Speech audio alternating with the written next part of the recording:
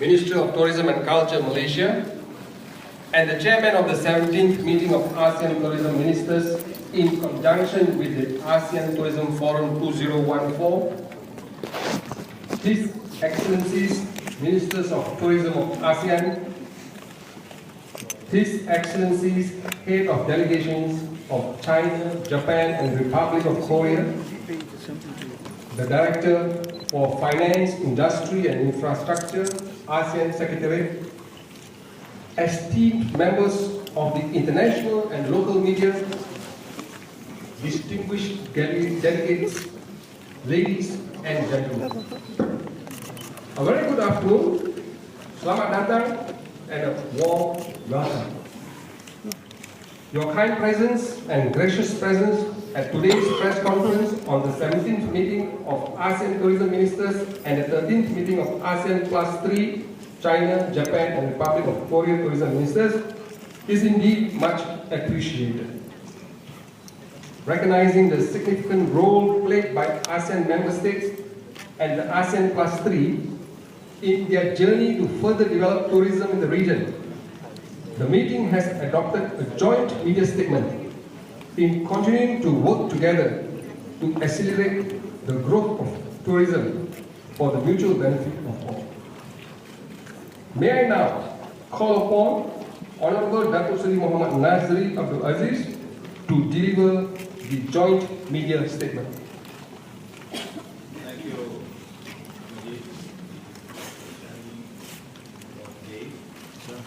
Voice. Check that, son. during the 17th meeting of the ASEAN Tourism Ministers in 2019, There should be sitting down there for the others.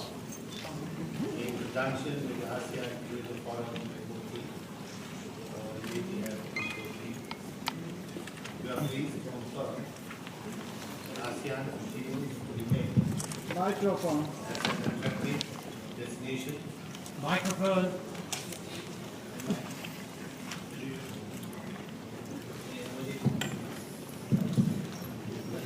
Get closer, that's it. Closer. Okay. All right. Can you hear? Yeah, Okay. especially. One more time. Take two. Thank you so much for. We cannot see anything. Everybody if you want, I can leave. Now, during the 17th meeting of the ASEAN Tourism Ministers on January 19, 2014 in Kuching, Sarawak, in conjunction with the ASEAN Tourism Forum 2014 or ATF 2014, we are pleased to confirm that ASEAN continues to remain as an attractive destination for both regional and international tourists, recording an increase of 14.51% and 9.9% arrivals respectively over 2012. In 2013, 90.2 million tourists visited ASEAN, reflecting a 12% increase as compared to 2012.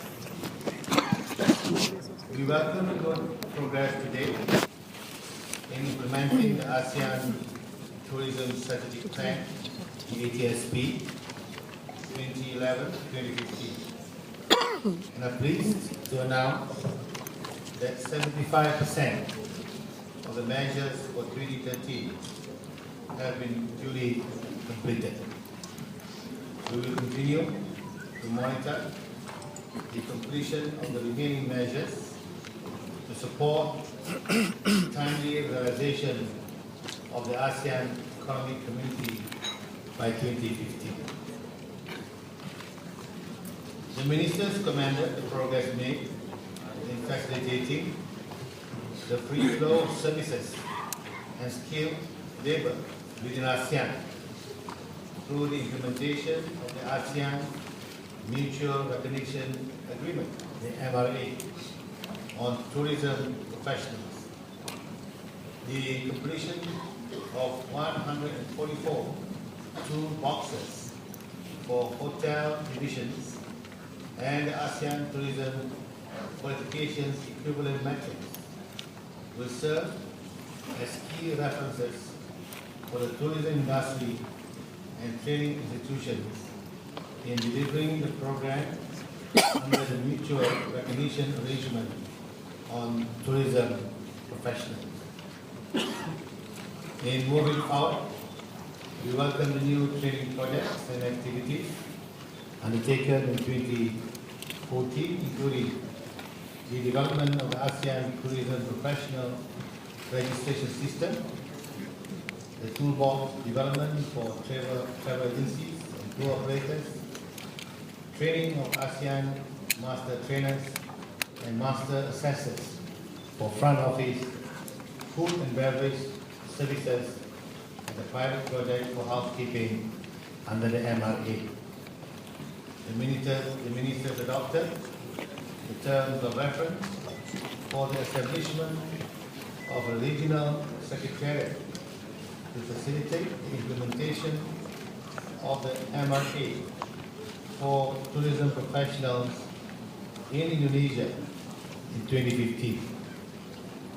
They also acknowledged the contribution of the government of Australia and its continued support to ASEAN in establishing related infrastructures through the ASEAN-Australia Development Cooperation Program, the AADCP.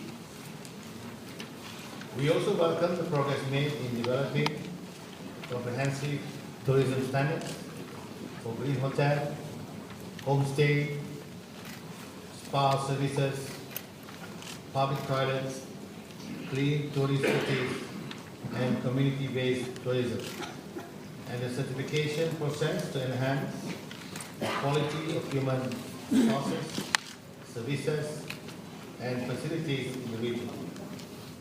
Our officials will continue to initiate capacity building to meet the stipulated standards and facilitate their full implementation by 2015. We recognize the successful outcome of the ASEAN Climate Change and Tourism Measures and Parameters Development Workshop held in April 2013 in Davao City, the Philippines, resulting in the completion of the framework, approaches, parameters, and measures for climate change and tourism in ASEAN. The ministers also expressed their sympathy to the government, the people of the Philippines, in the aftermath of the earthquake and Typhoon Haiyan that hit the country in the last quarter of 2013. We acknowledge the swift action and measures undertaken by the Philippines government to bring back normalcy and commencement of the rehabilitation process. Towards this end, the ministers endorsed the implementation of the ASEAN Tourism Framework in responding to climate change to ensure the sustainable development of tourism in the region. The ministers adopted the ASEAN Joint Declaration on the implementation of the UNWTO Global Code of Ethics for Tourism in recognition of the important role and contribution the tourism sector has made to the economic and social development in the region, namely in improving the overall quality of the lives of the people. Among others, the ministers agreed to consider UNWTO's Global Code of Ethics for tourism as a possible means to sustainable and responsible tourism development. We applaud the progress made with ASEAN partners in jointly promoting and marketing ASEAN tourism activities. Among others, social media marketing of ASEAN tourism on Sinawebo website to tap the Chinese market. The ministers also expressed their appreciation to the Pacific Asia Travel Station, PATA, and travel channel for Patala campaign, which will promote ASEAN tourism destination and tourism products through ASEAN member states. The ministers also noted that the ASEAN tourism website has been further enhanced to promote multi-country packages. The ministers were pleased with the activities undertaken by the ASEAN promotional chapters for tourism, APCT, in both Sydney and Mumbai in 2013 to promote ASEAN tourism through major tourism consumer shows, networking functions, and green campaigns. To capitalize on the region's tourism potential, the ministers welcomed the result of studies on ASEAN business travel, marketing strategy, framework of the development of strategies for adventure market, a small regular passenger exit survey on ASEAN brand awareness. The ministers noted the recommendation made at the ASEAN workshop on crisis management and communication held in 2013 in Kuala Lumpur, Malaysia, including initiating dialogue with international tourism organizations on the standardization of the tourism crisis manual and standard operating procedures. And moving ahead, the ministers agreed to focus on promotional activities on experiential and creative tourism in ASEAN in 2014, based on the themes of Taste of South Asia and Experience Diverse Traditions and Ways of Life, respectively.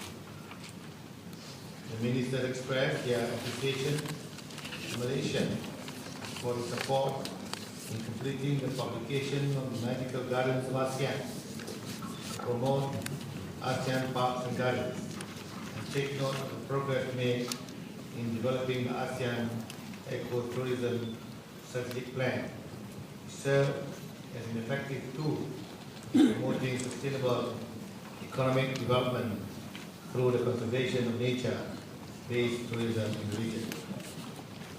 We are pleased with the progress made in the implementation of the ASEAN Cruise Work Plan 2013, especially in showcasing ASEAN sports and attractions. Our officials will continue to work with relevant ASEAN bodies to address any challenges in developing the cruise industry in the region.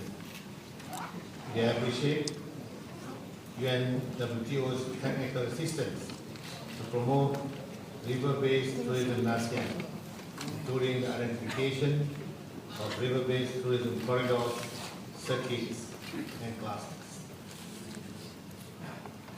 The ministers commended the enhancement of ASEAN air connectivity through the implementation of the ASEAN Open Skies Agreement, as well as the progress in engaging ASEAN dialogue partners in air services negotiations, including China, the European Union, Japan, and the Republic of Korea. The recent conclusion of the Protocol 2 on the exchange of freedom air traffic rights between ASEAN member states and China under the ASEAN-China Air Transport Agreement will help to further enhance business and leisure travel connectivity within and into the region. As a follow-up, the regional workshop on ASEAN Common Visa held in October 2013 in Jakarta, Indonesia, our officials will continue to work closely with relevant agencies to facilitate the development of the ASEAN Common Visa for non-ASEAN nationals with possible implications on the tourism sector. The minister expressed their appreciation to the ASEAN China Center, ASEAN Japan Center, and ASEAN Korea Center for their relentless support in further developing and and promoting ASEAN tourism to the Chinese, Japanese, and Korean markets. We are pleased with the progress made in the ASEAN-Russia collaboration, including the implementation of Russian language course for ASEAN tour operators, tourism safety and security activities. During the 13th meeting of the ASEAN Plus 3, China, Japan, and the Republic of Korea were the ministers. The ministers were pleased with the international visitor arrival of 230 million to the ASEAN Plus 3 region, which is a 4% increase over 2012. Noting the strong potential of intra-regional arrival, the ministers agreed to further strengthen joint tourism promotion, collaboration in line with the APT Tourism Cooperative Work Plan 2013-2017. This work plan encompasses quality tourism, skill development, joint tourism marketing and promotion, cruise tourism, and tourism crisis communication through the establishment of e-tourism working group. The ministers welcome outcomes of the 11th East Asia Forum held in August 2013 in Kyoto, Japan, under the theme Enhancing People-to-People Connectivity, focusing on tourism cooperation, which discussed cooperation on tourism resources, promotion of intra-regional tourism, and tourism facilitation. Noting the importance of aviation collaboration between ASEAN and China, Japan, and the Republic of Korea, particularly the recent conclusion of negotiations of exchange of Fifth Freedom Air Traffic Right between ASEAN member states and China, and Japan's initiative to conclude regional air services agreement with ASEAN. Discussions with ASEAN and the Republic of Korea to establish the ASEAN Republic of Korea Air Transport Agreement. Recognizing the significant role played by the ASEAN China Center, ASEAN Japan Center, and ASEAN Republic of Korea Center in promoting, among others, tourism and cultural exchanges within ASEAN and the plus 3 countries, the ministers welcome the suggestion for the centers to exchange ideas and experiences in order to consolidate cooperative projects. The ASEAN tourism ministers expressed appreciation to China for the provision of complimentary booths during the China International Trade Mark 2013 and the development of ASEAN tourism documentaries, Taste South Asia and Discovery South Asia aired on CCTV.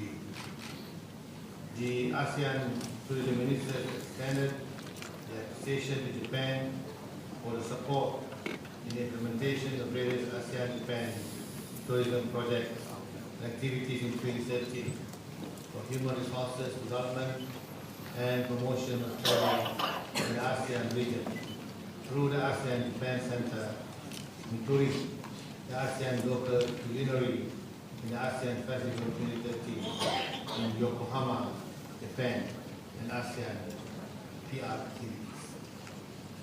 The ASEAN tourism ministers expressed their appreciation to the Republic of Korea for its support in the development of ASEAN tourism through several promotional capacity building activities such as the ASEAN Tourism ERP program, Korean language training course, and participation in the Korea World Travel Fair 2013.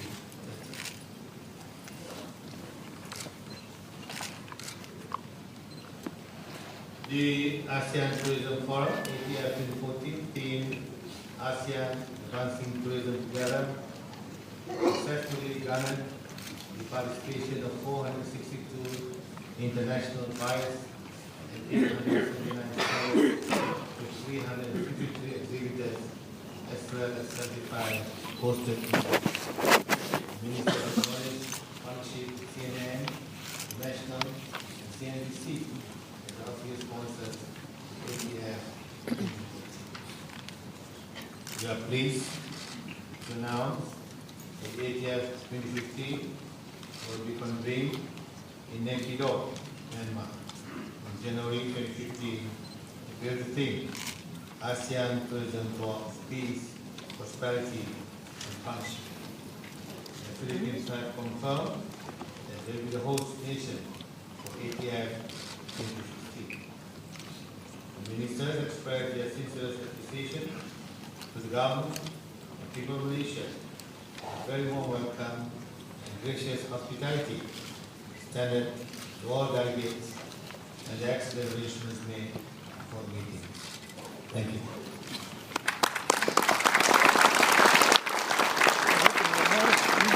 Thank you very much, Honorable Dato Nazri, distinguished guests, members of the media.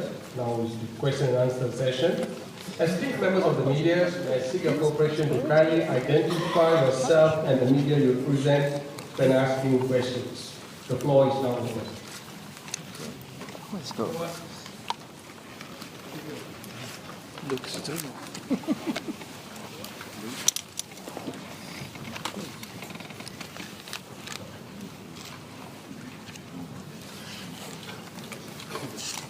From TPR Weekly Bangkok.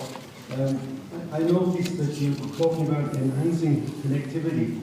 In number 19 here, you talk about the agreements with China and Japan and Korea.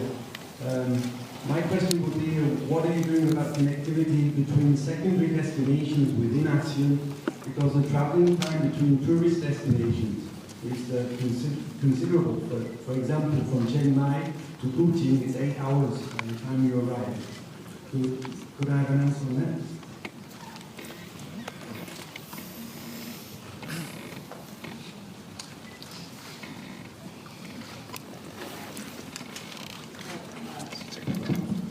I think that's a good question.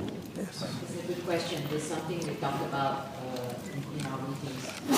Connectivity between major cities, but in terms of creating hubs, I think within each of the ASEAN countries, and then having more regional airlines as well as our own airlines, having the smaller planes in a country like Indonesia, especially. I think Thailand also has probably similar challenges. We need to have a hub, and then how to feed to the other secondary cities. Garuda Airlines, which is our major airlines, they have already, starting the end of last year, initiated a major plan to service the secondary cities in the eastern part of Indonesia, for instance, using Bali as well as Makassar as a hub to be able to service the secondary cities. So hopefully by the middle of this year, you will be able to fly, for instance, from anywhere outside of Indonesia to Jakarta or Bali, and then be connected to the secondary cities in Indonesia. Because I think some of you I know came to ATF in Manado and had similar challenges, but hopefully 2 years later we have been addressing some of these challenges, as well as of course some of our low-cost carriers are also increasing their connectivity, including AirAsia, including Lion Air. They're all increasing, including international connection to Indonesia. And I can only comment on Indonesia, but I think Thailand and other Vietnam may be also already increasing their connectivity to secondary cities. All right, thank you. Can we have the next question?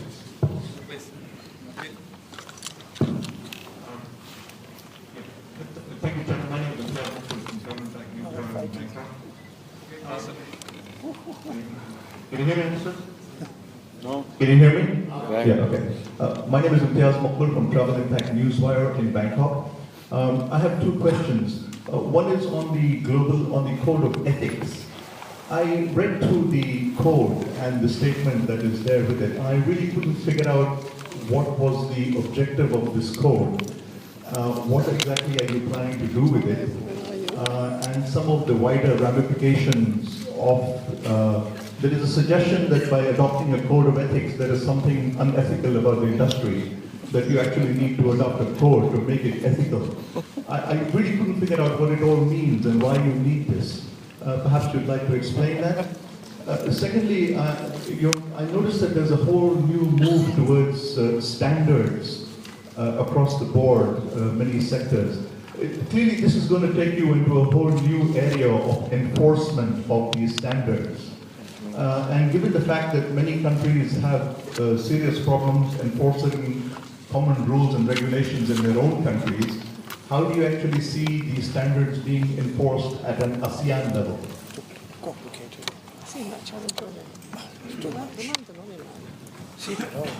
I will try to answer, but hopefully some other colleagues will help also to answer. The Global Code on Ethics is actually something which is already out there, already for, I think it's since 2000. Am I correct? Early 2000. It's already been agreed on under the UN WTO. And countries in general already have this kind of vision of responsible and sustainable tourism. And what we are trying to show here is that ASEAN is also equally committed as a region to responsible and sustainable tourism. And inside the Global Code, there are certain, of course, criteria and standards. And what a lot of countries have done, like Indonesia, we take it further to get our industry to also sign on to the Global Code of Ethics, because obviously the governments can endorse it, but at the end of the day, it has to be implemented on the field, yeah, and that the industry is the one that has to apply it in the field. So I think what we are doing here, I think it's a major breakthrough in terms of the region showing its commitment. Of course, you're correct. How do we implement it? Then we will implement it nationally, but we can also share experiences between countries. What are the challenges of implementing it on the ground, and how can we, as a region, also help each other to make sure that it's implemented on the ground? Because we also have a work program on sustainable tourism, and the way we package our product, we also pay a lot of attention to sustainable tourism and responsible tourism. For instance, one of the products that we are developing is community-based tourism. So that's the first question. The second question is on standards. Standards, I mean, it has been a long process. It wasn't yesterday. I think this has been maybe an almost 10-year process where we have been working on coming to an agreement on the standards for professional workers in tourism and hospitality industry. We've now got 32 standards for professional workers that we've agreed on. And this is part of the ASEAN economic community, as you know, because by the end of 2015, you already have mobility of professional workers in tourism and hospitality. And coming to that agreement is actually, you should appreciate the process, because when you discuss the standard, then you are learning yourself in your country what are the standards, and then what are the training facilities that you must have to make sure the standards are met, and who are the certification agencies that you must have to be able to certify it, and then how do you get the industry to fulfill these standards. Yeah? So each country has their program to certify the workers in their own countries. And now we have agreed to have a regional secretariat to oversee the mutual recognition. The mutual recognition agreement is fulfilled. In other words, I can fulfill the standard, but I have to get Malaysia to accept my standard, right? So that we can have this mobility. It's been a work in progress, but I think we should be pleased that, having 10 countries coming to an agreement. It's not easy, but we've achieved it. Now, as you correctly said, implementation. And that requires government with with the tourism industry to really push and work at it. And then we also have the tourism industry standards, like we've got 9, right? The green hotel, homestay, toilet, there are a few others. This is going to be continuing. You continue to add the standards. And again, I would say you are talking more about punishment. At the moment, we see it more as incentivizing. We're hoping that if a hotel is labeled green hotel, then hopefully you can charge a premium. So more on the economic incentive side, and that people who stay in a green hotel, hopefully will want to pay more because they know this hotel has been is a more responsible and more sustainable hotel. And even though it says green hotel, I just want to add that it's not just about sustainability in the environmental sense, but also sustainability in the social and community sense, that your hotel is contributing to the local community. Thank you, Madam Minister. Ramon? Just very briefly to add something. We subscribe to the idea of incentivizing standards, with respect to standards, because the ASEAN ministers constantly remind each other that tourism is a private sector-led activity. It is based on people, and therefore the standards are actually there precisely because you simply rate them. In the new social media environment, ultimately it is the traveler that enforces certain standards because they will demand it. Our job is to inspire the institutions and the businesses within the travel and tourism industry to come up to the new standards that are set by the leaders in their respective categories.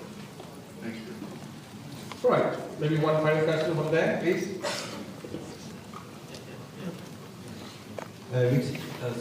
Luc Citrino, Travel Indonesia. Two quick questions. The first one, we were talking about air connectivity, but I would like to speak also about land connectivity. Is there any program to improve borders crossing, which are quite painful experience every time I try? So are there any measures to be taken for that? Second question is about climate change in your parameters. How much money and what's your budget for crisis management and the measures you want to implement in terms of catastrophes or natural diseases coming?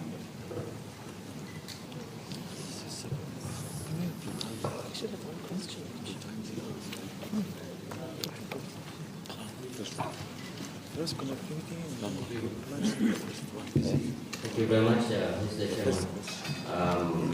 I would like to give some information regarding land connectivity. Yes, it is an area where the ministers, the transport ministers, tourism ministers, and also the leaders realize that we need to do something to facilitate the movement of people within ASEAN. We move in stages. Currently, there are bilateral and also trilateral or sub-regional arrangements among individual ASEAN member states on facilitation of movement of people, of allowing the commercial coaches, the tourist coaches or commercial vehicles to cross the border to carry the passengers across the borders from one to another. And then we are now moving on to an ASEAN-wide agreement. We are now in the stages of discussion on the regional ASEAN framework agreement on facilitation of cross-border transportation of passengers. And the target is now for the agreement to be signed next year in 2015. With that, we hope that we can facilitate the movement of commercial vehicles, tourist vehicles across all ASEAN member states. Even the agreement in the negotiation or in the discussion was that we would also facilitate the movement of the vehicles through multi modes of transportation. For example, from land to sea, the vehicle can move from the road, from the mainland to on board of a ferry, then cross the border to move to another country. So it is a multimodal facilitation of the transportation of the passengers. Thank you. Right. I have a question. No, yeah. This is me. Can I have a question? Oh, do you? No, well, my name is Mario Masciullo. Communication Agency, Italy. 1 minute, we have got the second component of the climate change, please. Oh, sorry. On the climate change question, I think it was climate change and crisis management and natural disasters. I can't speak for ASEAN, but I'll just explain what we are trying to do in Indonesia, because what we have done in Indonesia is that we do have a national climate change action plan, which talks about the reduction of CO2 emission by 26% by 2020, and 45% if we get external assistance. But inside that 100% to be reduced, 5% is contributed by tourism. And we are then, therefore, each sector has a responsibility. So under the 5% for Indonesia, we have to develop a national action plan for tourism, for sustainable tourism. And this is exactly what we're doing. So things like Green Hotel Standard, which we adopt, is part of the way we say, okay, this is how the hotel industry should contribute to the CO2 emission reduction, and so on. So we're trying to develop, if you like, metrics and measurable way to show how much we are reducing. For crisis management and natural disaster, as you know, Indonesia and a number of Philippines, Thailand, and they also may want to share their experiences in terms of how we have to face the event of natural disaster and how do we manage it. First of all, of course, how do you have enough warning? With tsunami, we have learned a lot. We have established early warning system for tsunami in cooperation with many countries, including with Japan and so on. Earthquake also, and I think one of our cooperation with Japan is actually also with regard to dealing with disasters. The other one, the one that's so difficult to predict, is earthquake and flash flood. We just experienced also not as damaging as what the Philippines experienced with the typhoon, but we just had a flash flood in Manado, and it was just totally unexpected. And we were told by our disaster relief experts that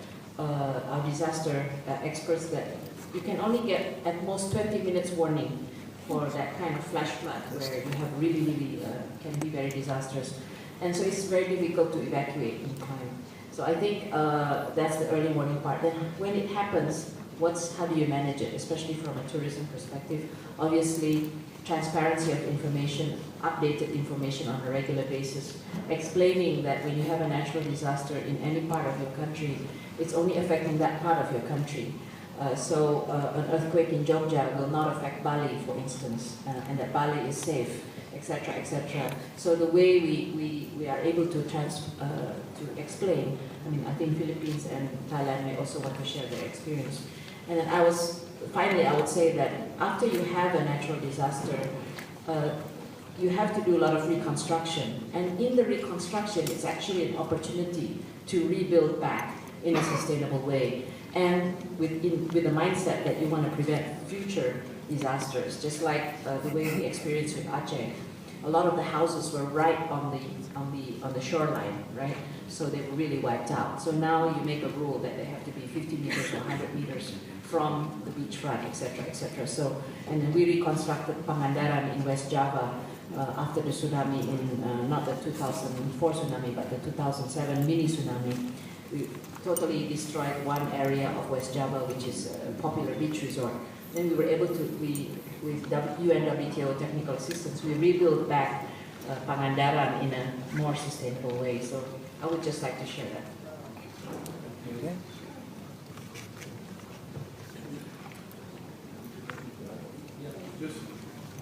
Just the perspective from the Philippines on climate change.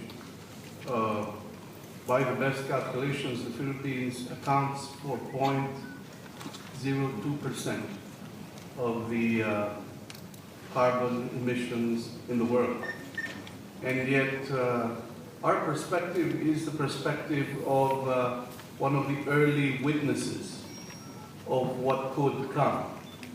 So our role with respect to climate change, both as a country and as a tourism site, is to stand witness to the dangers of unbridled emissions, the need to be more mindful of the environment and the benefits that come from that awareness.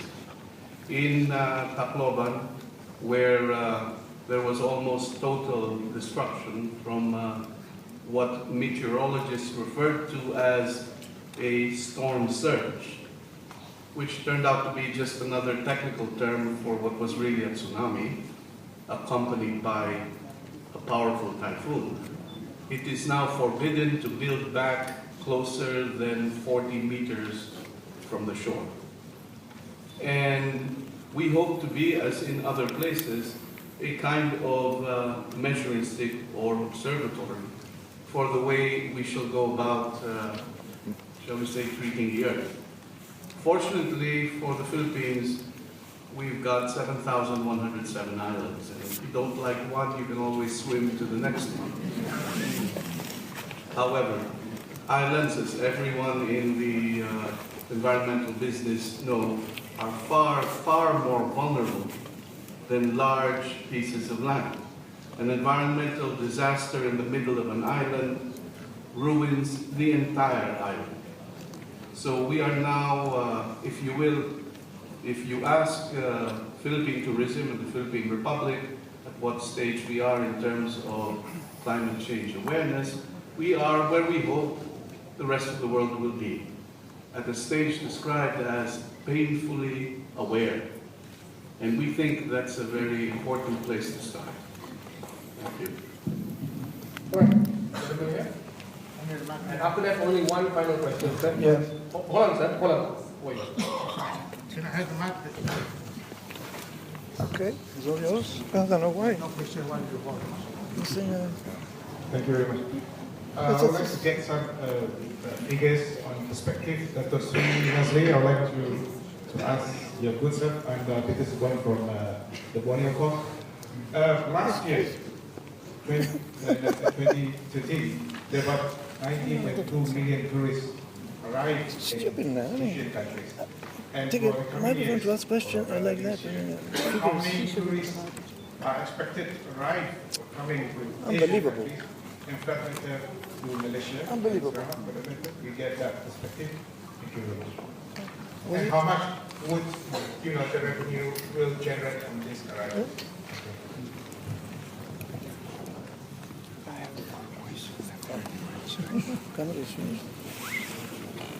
It was a very urgent question indeed, right? Very urgent. Visit Malaysia 2014. We expect to receive 28 million foreign visitors. And we expect to retain 76 billion Malaysian ringgit for 2014. All right, thank you. Sir? Okay, family, thank you. My name is Mario Masciullo, Communication Agency Italy. I'm addressing the question to the Minister of Tourism of Myanmar. While congratulating for hosting the next ATF, I would like to bring to your attention some points regarding the rocketing price for tourism in our country due to the sudden opening of tourism and the lack of infrastructure.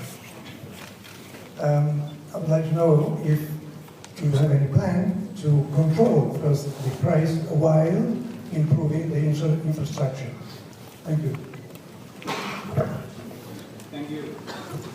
That's why we have done the Dato master plan with the assistance of the Asian Development Bank and also the Norwegian government, in which it covers from 2013 to 2020 with 38 projects. So now we are starting the implementing activities with the international institutions and also our development partners, including the ASEAN.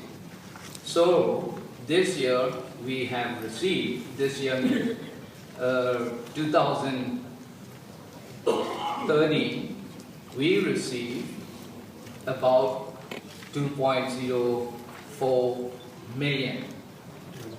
So in this year, we want to receive 3 million. Maybe you will say, I'm very ambitious. But Myanmar is not a landlocked country. Myanmar is not a city-state. We can get many more tourists, not only from the region, but also from the world. Today, we receive 900,000 tourists by air and cruises. The rest, 1.1, came by overland route, especially from our neighboring countries. This year we will get more, but we have to be careful on the sustainable manner. We have to be careful of the over-carrying capacity. So this is what we are concentrating on our development with our master plan. In the master plan, there are 6 strategic areas we are concentrating on. Namely, the first area is strengthening of institutional framework. We have reviewed our tourism law with the assistance of UNWTO. We have formed the Executive Tourism Management Committee, which is chaired by the higher level bodies. And we also have to get assistance from the international institutions and organizations as advisory body. So these are the activities under the strengthening of institutional framework. Second thing is we have to be aware of our product development. And third is the connectivity, not only connectivity. We have also concentrate on the infrastructural development. Then another area is the human resource development in terms of the standards that now today we are asking. It is very important. When you are looking into ASEAN, you will see there are different categories. Some are developed nations, some are developing. So that's why in the ASEAN, we have created the minimum competency standards, which is very important for developing nation like Myanmar. Then we also created the mutual recognition arrangements, which will be starting in next year. So, but when the time comes, I'm sure that we are not committed to be ready in position for all these things. But we are working very hard to make it possible for the nations in the region. So this is the area that I'm concentrating on, human resource development with qualified standards. I cannot stand alone, I cannot do by myself. This is why we get a support from ASEAN with the assistance of the William English Institutes from Australia. I also get assistance from Luxembourg with a capacity of 5 million euro. Then also from other international institutions. They are very supportive so that we can do a lot of differences, significant activities in the very near future. Another area is the destination management and planning. It is very also sensitive to our destinations. Then the last but not least is nation branding campaign. Because Myanmar is not like Singapore. Myanmar is not like Malaysia. Some of the informations happened in the past were distorted by many sectors. Today, we are going to be a democratic nation. So that's why we need the awareness of our country as a tourist destination. So I did with CNN, I did with BBC, I did with CNA, Channel News Asia. But it is not enough. It needs continuity. So I need the support of all my colleagues in the region. Thank you so much. Thank you. Right, thank you very much, gentlemen. We have come to the end of this question and answer session. Thank you for your cooperation. We appreciate your attendance to this press conference. Now we'll have a photography session. Handshake the ASEAN. Please.